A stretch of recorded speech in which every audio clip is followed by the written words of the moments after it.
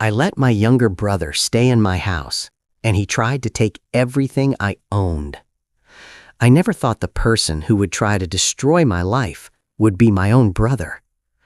I live in Texas, a quiet neighborhood, clean streets, no drama. It took me almost 10 years to build this life. Long shifts, sleepless nights, sacrifices no one ever saw. And finally, I bought my dream house. It wasn't just a house, it was proof that I made it. Then one night, my phone rang. It was my younger brother. We hadn't talked much in the past few years, not because we hated each other, but because life took us in different directions. His voice sounded broken. He said he lost his job, got kicked out of his apartment, had nowhere to go. For a moment, I stayed silent, because I knew him. He was never responsible, always running away from problems, always expecting someone else to fix things. But still, he was my brother. And in that moment, family felt more important than logic. So I said yes. Come stay with me until you figure things out.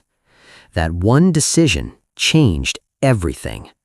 At first, things were normal. He was quiet, kept to himself, said he was applying for jobs.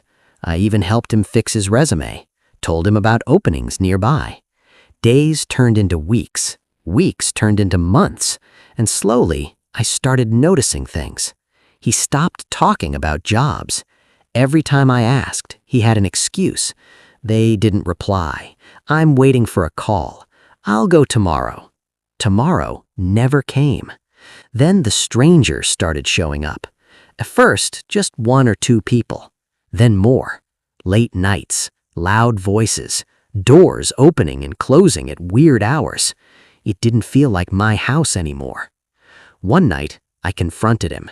I told him clearly, this isn't a hotel. Respect the house. He laughed, actually laughed, and said, relax, it's not a big deal. That was the first time something felt wrong, but I ignored it because I didn't want conflict, because somewhere deep down, I still believed he would change. But things got worse.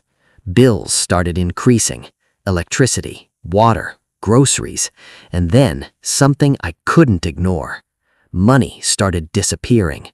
At first, I thought maybe I spent it, maybe I forgot, but then it kept happening. Small amounts at first, then bigger ones. I checked everything, bank statements, transactions. Nothing made sense until one day I came home early, earlier than usual, and that's when everything changed. My house was locked. But not just locked, the locks were changed.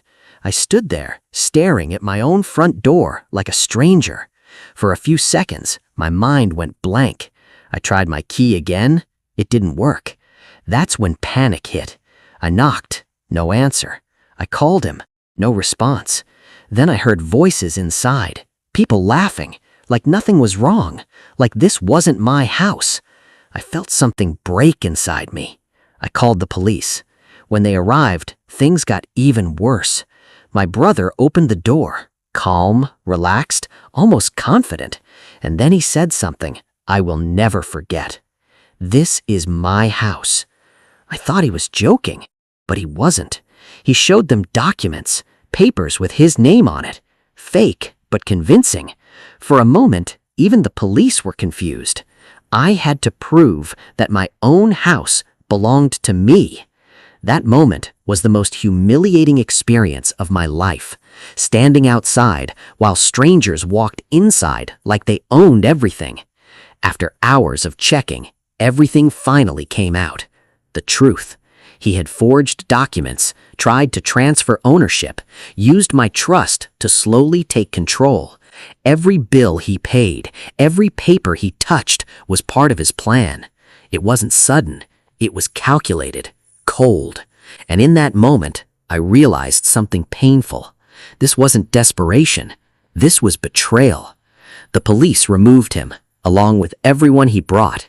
The house was finally empty again, silent. But it didn't feel the same. Walls still stood, furniture still there, but something was missing. Peace, trust, that feeling of home. Days later, I sat alone in my living room, thinking about everything. Where did I go wrong? Was it helping him? Was it trusting him? Or was it believing that blood always means loyalty? I don't know, but I learned something that day.